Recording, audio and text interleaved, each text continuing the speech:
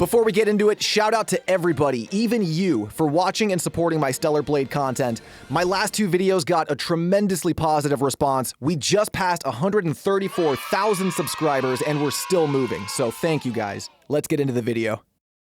Stellar Blade is breaking the internet with the discourse around this game. Most people are loving what they see and are keen to pick up the sword and save the planet on April 26th. But despite the very eye-catching visuals, there's a bigger reason why fans are singing this game's praises, and it has more to do with the developers behind this project and how they're talking about not just the game, but also us, the player base. Yes, of course, if that's what the users want, then we can do anything that will please them. I'm sorry, did I just get respected? Welcome back to the channel, my name is Star, and if you're just as hyped for Stellar Blade as me, let's show this game some appreciation in the comments section. It's always refreshing to see devs who still care about the player base and the player experience, because it seems rare these days. With modern gaming, it's very clear that most devs and publishers are more interested in ticking checkboxes and pleasing investors and shareholders than they are actually making decent games. We're feeling it more and more every year, with game prices going up while the quality of the games only goes down, and a lot of these newer titles are making us realize just how good we had it about 10 years ago. Take Skull and Bones for example, the first ever quadruple A video game, as described by Ubisoft's CEO. If you played the open beta for this game, or if you went ahead and wasted $70 on it, you'll know there is nothing quadruple A about this. It's hardly AAA when Assassin's Creed Black Flag, the game from 11 years ago that Skull and Bones was based on, is outdoing this new one in almost every single category. The disconnect between players and the people who make these games is huge. It's now at the point where these companies are flat out saying the quiet part out loud.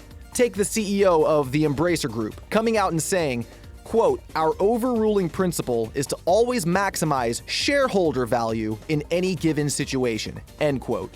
This after cutting about 1,400 jobs, by the way. Yeah, those developers and employees' livelihoods, be damned, as long as the investors are happy. It's crazy to see this admitted so brazenly, but I guess props for honesty. That brings us back to Stellar Blade and why it's shattering the internet right now. After all, this isn't about Skull and Bones or Embracer Group, but they stand as excellent examples of what a game developer should not do. And when compared with the Stellar devs, the difference in approach is night and day. In my last video, we went over all the details about this game that have been officially confirmed by the developers. If you haven't seen that, you can check it out here. But I want to go over some quotes that I brought up in that video because you'll see the difference in how these developers are approaching Stellar Blade compared to what the Embracer CEO said. And it's exactly why this game is breaking the internet. At this point, we've all heard this one. When I play a game, I want to see someone more attractive than myself. I don't want to see something normal, I want something more ideal. That was the director's take when asked about Eve's character design. Couple that with how the devs are basically bragging that they put a lot of focus and attention into Eve's backside, because that's what the player is going to be looking at most, and that really opened up the conversation online about attractive characters in video games. If you have your finger even remotely on the pulse, you know that most gamers want to play as attractive-looking characters. It's why Kratos is jacked and why Chun-Li and Lara Croft are icons themselves. Sex definitely sells, but it's also about the power fantasy. This is escapism, and the Stellar Blade developers have demonstrated over and over again that their main concern is the player experience and making a game that the player base is gonna love. Like that quote I shared at the very beginning, the director was asked if there was any potential for a tie-in with the studio's mobile game Nikke, and he enthusiastically said yes, of course, if that's what the users want, then we can do anything to please them. Wait, hold on. So these devs consider what the player is going to experience, they're willing to listen to and accept fan criticisms, and they're claiming to want to do anything they can to make the player base happy? Am I being punked? Yo, Ashton, where you at, man? This is such a based attitude towards video game development, and it seems to be a symptom of the eastern part of the world. Games devs here in the West have been catering to a very small subsection of non-gamers by injecting politically charged material and themes into their games that they know will net them some bonus points on their ESG and DEI scores. There's also the dreaded games journalists who will have nothing but negative feedback if the game doesn't literally hold their hand through the tutorial level. But Eastern devs don't care about that at all. Take the developer of Palworld, for example, too. When talking about how they went about creating the character types in the game, he mentions that the Type A character became a thing because, and I quote, Americans sometimes like to create ugly-looking characters.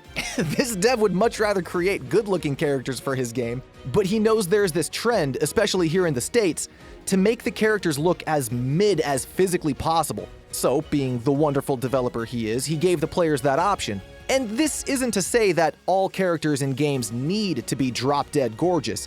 You can have a mid-looking or even downright fugly character in your game, and there's nothing inherently wrong with that. The difference here is that these developers, for both Palworld and Stellar, are making the decisions that they're making for the sake of the gamer. They're making these decisions with us in mind. They don't care about getting a certain ESG or DEI score. They don't care about appeasing the journalists who aren't going to play the game through anyway. They don't care about ticking any kind of social checkbox that will make them look virtuous or better than they are. They just care about making a quality game, and I think that is the biggest reason why Stellar Blade and even Palworld absolutely shattered the internet. Palworld, at the very least, is dominating the Steam charts and PC gaming in general right now. My only hope is that Stellar Blade can hopefully pull off the same thing for PlayStation 5 as an exclusive.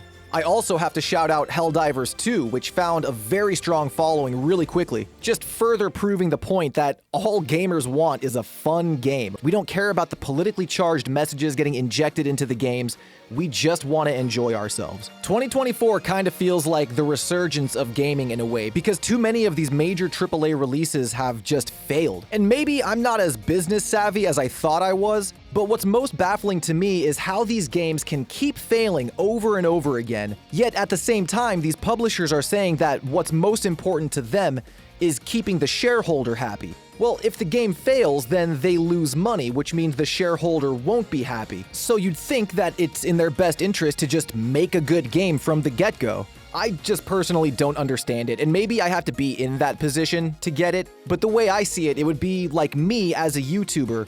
Instead of making videos for you guys, my audience, I now have to make videos for a corporate board of executives who ultimately get the final say on whether my video is good or not. I put that video out there, you guys give me a bunch of feedback saying, hey, this video sucks, stop doing this, and then I gaslight you guys by saying, nah, it's good because my shareholders tell me it's good. In fact, it's the first ever quadruple A video. That makes no sense. I'm gonna stop getting subscribers, I'm gonna stop getting views, and I'm gonna stop making money. This is business 101, guys. Then again, I've never been slapped on the wrist or threatened for not having enough DEI and ESG score in my content. I don't know, man. It makes no sense to me, but what does make sense to me is that Stellar Blade is awesome.